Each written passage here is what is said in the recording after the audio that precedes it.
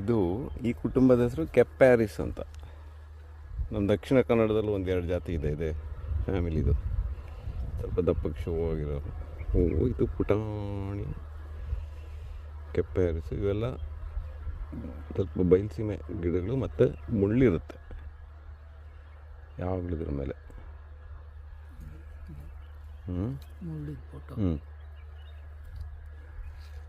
ಮುಳ್ಳು ಒಳ್ಳೆ ಶಾರ್ಪ್ ಮುಳ್ಳು, ಹುಕ್ ಟೈಪ್, ಚರ್ಮ ಕೀಳ್ಬೇಕು.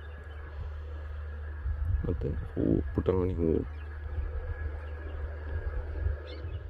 ಸಣ್ಣ ಮರ ಅಲ್ಲ, ಬಳ್ಳಿ ಅಂತ ಹೇಳೋಕ್ಕಾಗಲ್ಲ, ಮಟ್ಟಿ ಅಂತ ಹೇಳ್ಬೋದು. ಮಟ್ಟಿ